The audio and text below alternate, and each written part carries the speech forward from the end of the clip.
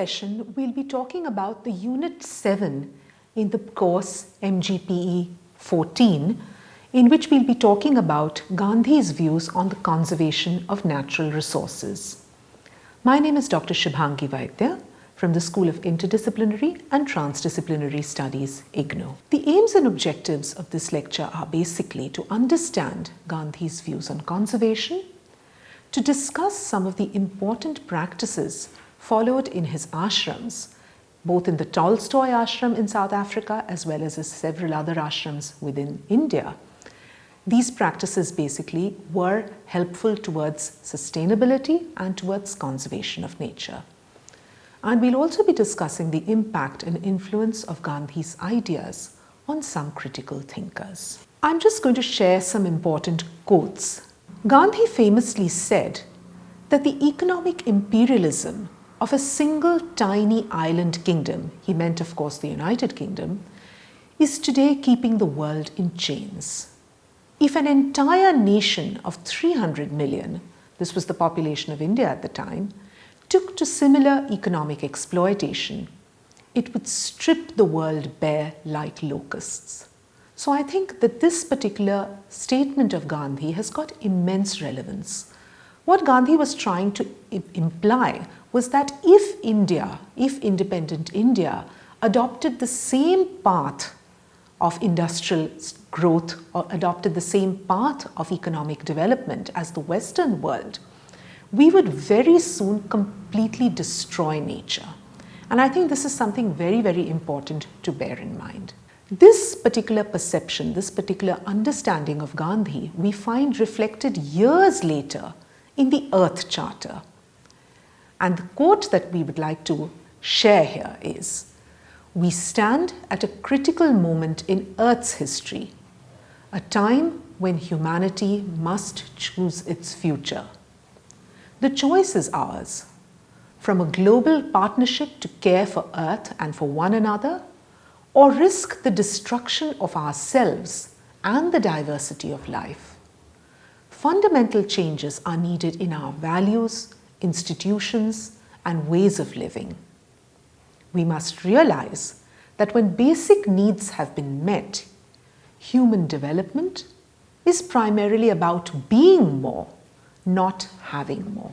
Something that was reflected in the Earth Charter is in fact something that had been discussed and practiced by Gandhi years earlier. And this is where we must emphasize the visionary and the very, very far-sighted environmental thinking of Mahatma Gandhi. And we're going to talk a little bit about it in the lecture. Before we do so, let's have a quick look at our tradition. Where do we come from?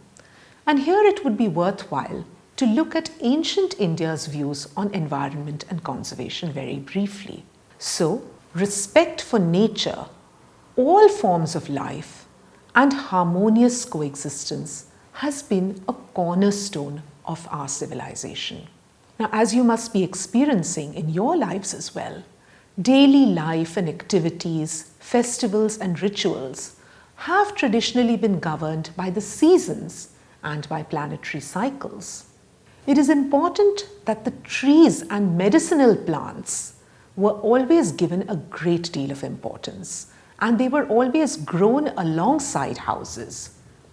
Unfortunately, we find that in our urban cityscapes, this practice of growing trees, of growing important medicinal plants, is rapidly dwindling because of the value of real estate, about the way in which people want to construct more and more concrete structures at the expense and cost of nature. Panchavati is a very beautiful concept that we have inherited. This basically refers to the planting of 5 varieties of trees to ensure biodiversity and profuse foliage wherever we live. And the practice of tending and revering or worshipping trees basically reflects the way in which we return our debt to nature. All these are some extremely beautiful civilizational practices that speak of the traditional commitment towards conservation, towards biodiversity, and towards the reverence of nature, which is something that Gandhi really took to heart and developed in his own thought. After reading a very famous book by the author Adolf Just called Return to Nature, Gandhi was convinced that he should share his life not only with human beings, but also with animals, birds, plants, and trees in the environment. He tried to return or give back to nature what he took from nature, and also led a life of voluntary simplicity so as to restrict how much he took from nature. And this is a value that he preached to all, basically a value of not exploiting nature, of returning to nature, of adopting a life of voluntary simplicity, not simplicity that is based on some kind of existential necessity, as much as a voluntary grasping of the need to conserve nature, of the need to respect nature and give back to it. And to quote him, I venture to suggest that it is the fundamental law of nature, without exception, that nature produces enough for our wants from day to day. And if only everybody took enough for himself and nothing more, there would be no man dying of starvation in this world. Gandhi's famous aphorism, which has become a cornerstone of many environmental movements, that we must consume enough to fulfill our needs, but not for our greeds, is something that is a very, very simple idea, but an extremely profound one too. So this kind of rejection of the greed that has become a kind of a cornerstone of civilization, which is dominated by the Western need or the Western driven need to conquer nature, is something that Gandhi resisted, something that Gandhi challenged and questioned much, much before environmentalism as a movement became popular all over the world. How did Gandhi actualize this philosophy? So it would be helpful to take a look at what life was like in Gandhi's ashrams. So as you know, Tolstoy Farm in South Africa was one of Gandhi's first experiments with communal living with his group of satyagrahis, where they shaped a life that was based upon dignity of labor, sustainability, and minimization of wants. Now the satyagrahis over there constructed their cottages by themselves. They did not hire any labor. They believed, and Gandhi basically promoted this idea of human labor, of working with one's hands, as being an act of extreme dignity. And therefore the construction of the cottages was done by the satyagrahis themselves with the help of bricks and corrugated iron sheets. It's also interesting that whenever they went to Johannesburg, which was the nearest city that was 21 miles away, they would inevitably take this journey on foot. They did not hire any carriage, they did not hire any mode of transport, and they carried along homemade food. So their entire journey was something that promoted good health because they were going by foot, and also minimized wastage and wanton consumption by eating food that was cooked outside. So they would carry their food along. So this may sound like something very, very simple and elemental, but how different is it from the kind of lifestyle that increasingly we find ourselves leading in the contemporary world? Let's look at some of the important sustainable practices that were practiced in Gandhi's ashrams. Let's talk about sanitation and waste disposal. This is something which is a very, very omnipresent problem in contemporary societies. We see our cities where disposal of waste has become such a huge crisis. So in the Gandhi ashrams, refuse or garbage was buried in deep trenches that were dug specifically for the purpose. And night soil also was buried in deep pits and converted into manure. Recycling was a watchword. Water, for instance, was used very, very sparingly with great economy. And the wastewater was collected in buckets to water trees, and kitchen waste was converted to compost. So these are the practices which are so much propagated and promoted in contemporary times. But see that Gandhi and his followers actually made use of these practices or followed these practices over several years ago. Once again, to highlight the point that Gandhian environmentalism was something very futuristic, even before it was given a word, even before the term environmentalism became a part of common parlance. Very importantly, vegetarianism was not just a practice but also an article of faith in Gandhian thinking. Gandhi firmly believed that vegetarianism contained both practical as well as ethical, religious, and medical values.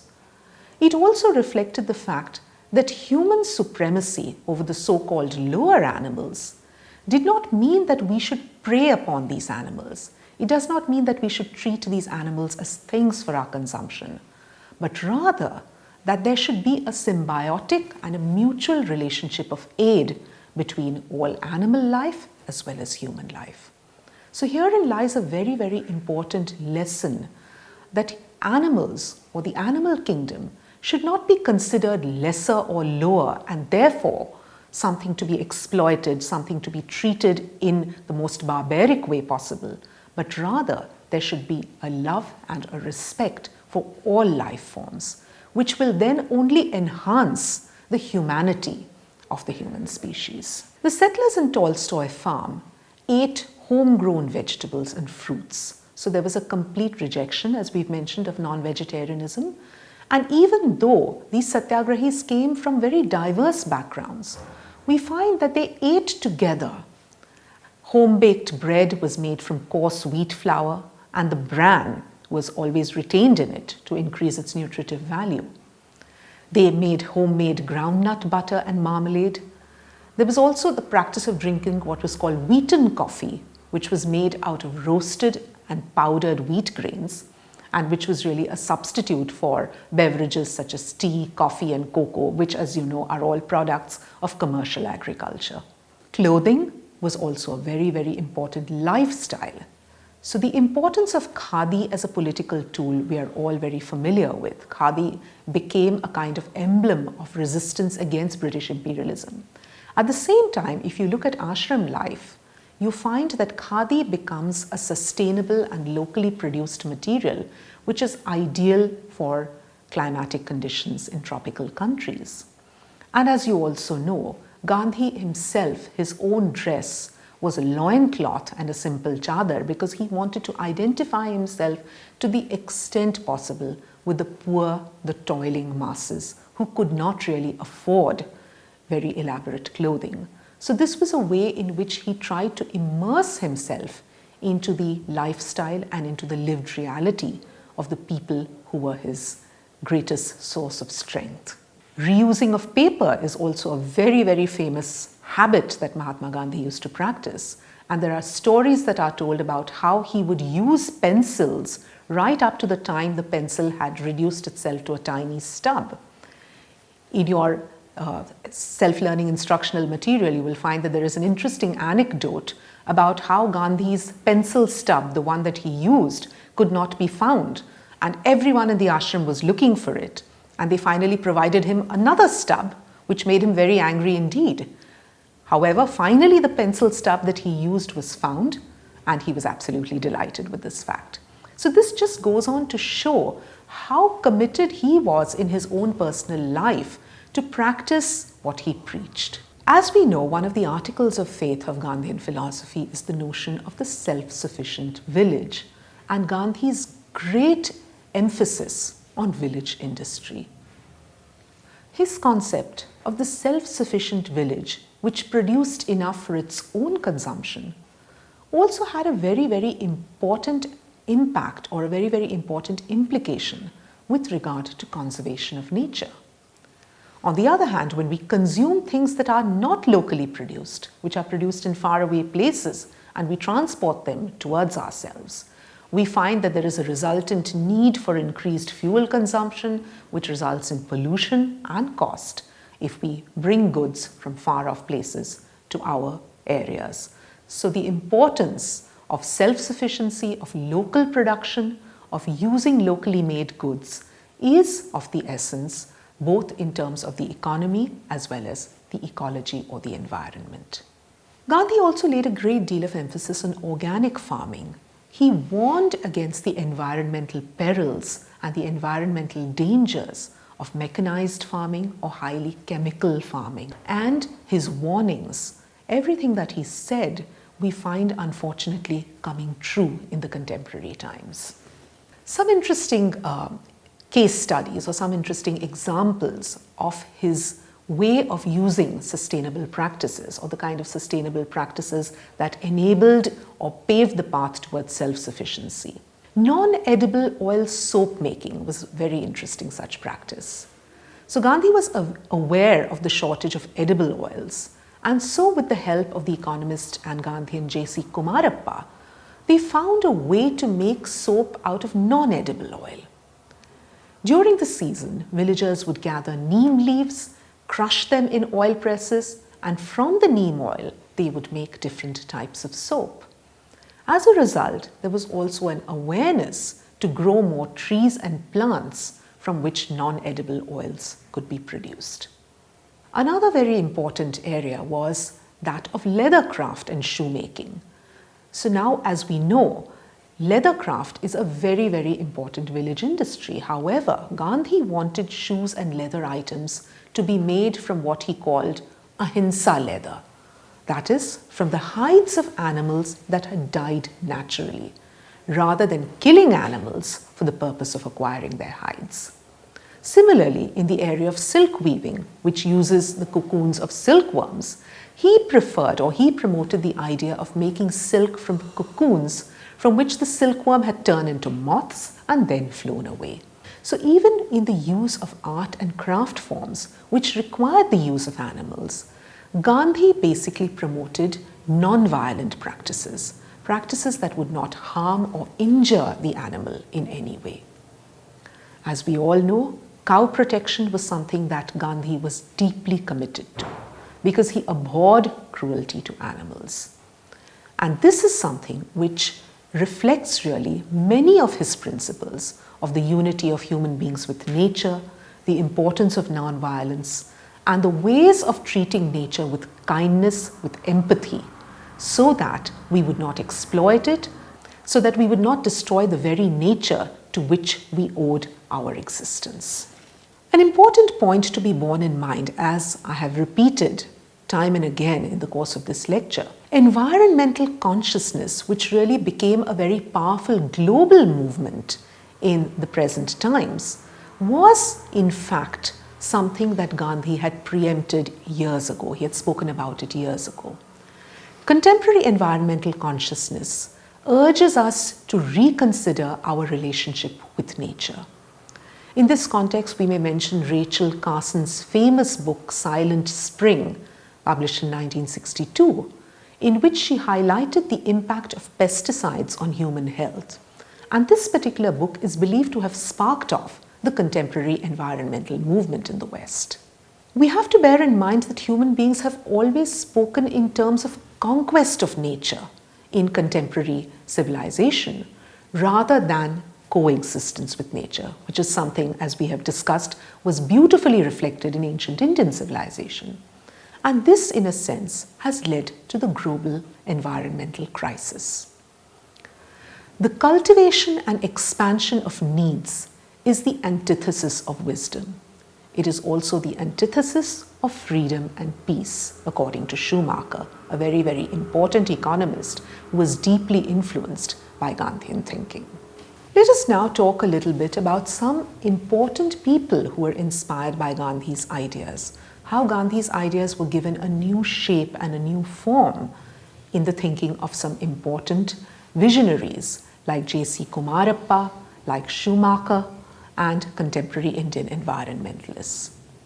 Let's start by talking about J.C. Kumarappa.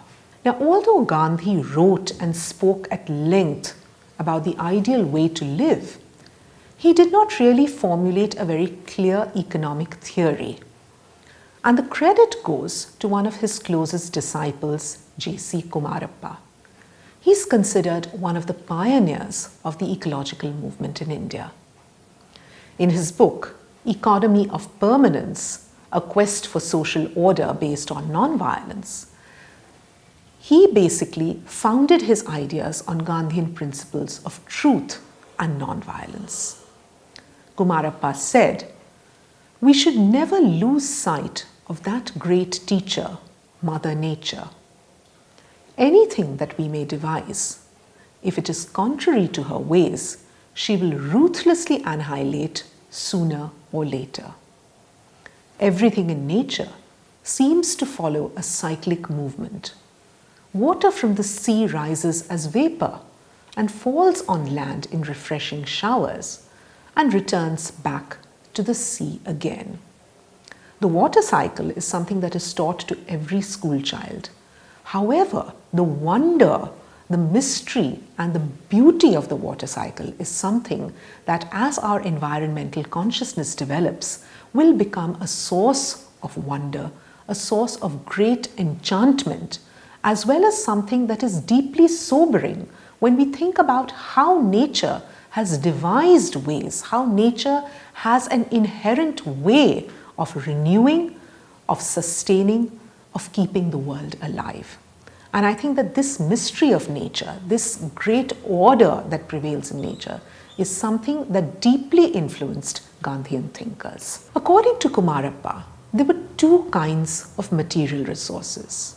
One was the non-renewable type, such as coal, mineral, petroleum, etc., which he termed the reservoir economy. And the other was the kind which could be increased by human effort and hence inexhaustible. And these were resources such as timber, cotton, etc., which he termed the current economy.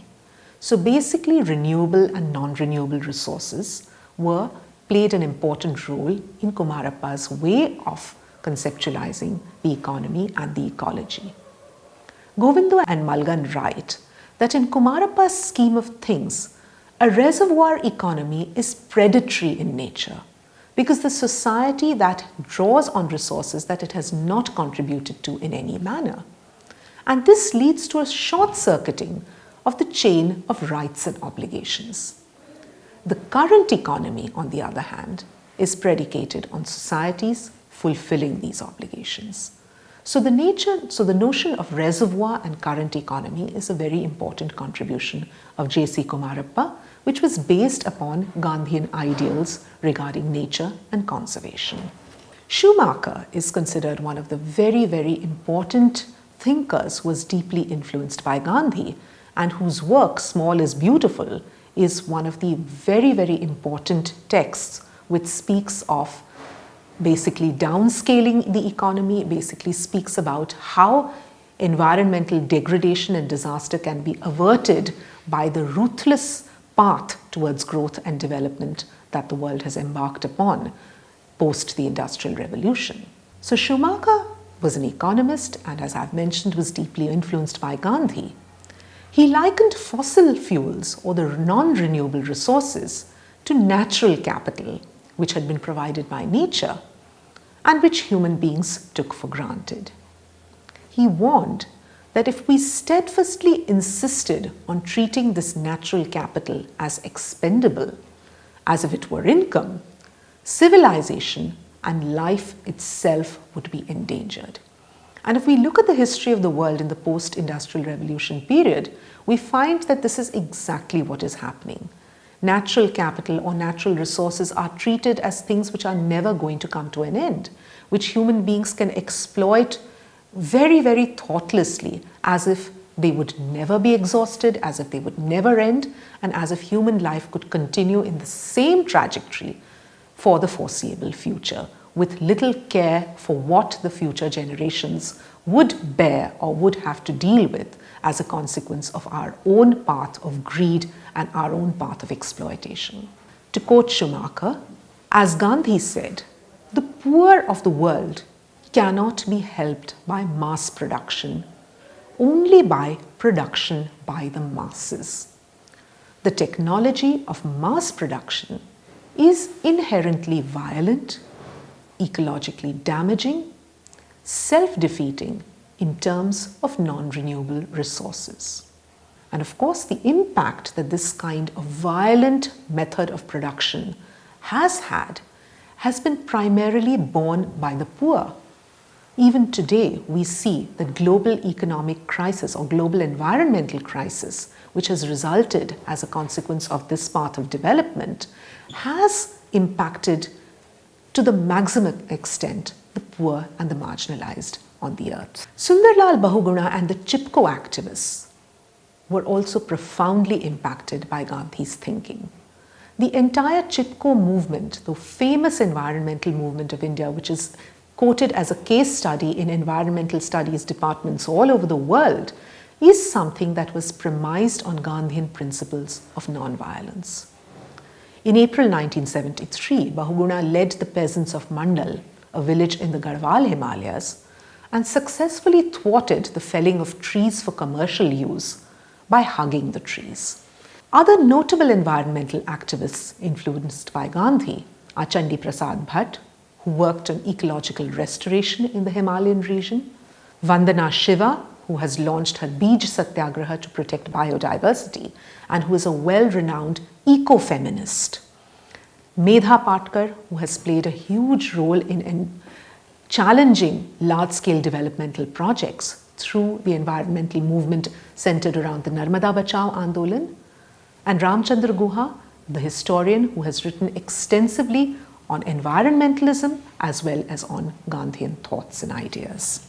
To sum up, we can say very categorically that Gandhi stood for simple living, walking on foot where possible, making maximum use of one's own hands, and supplementing human labor with animal power and simple machines, which did not become the masters of human beings. Gandhi believed in voluntary reduction of our wants and taking from nature only as much as was absolutely necessary, returning the waste back to nature so that the process of recycling and renewal could go on and protect the natural resources.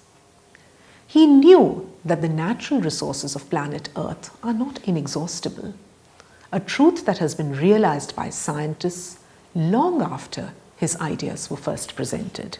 Thus, we may conclude that Gandhi was indeed a visionary thinker and practitioner in the area of ecological balance, the protection of environment, and conservation of natural resources, and in comprehending or understanding the importance of simple living and the dignity of labor.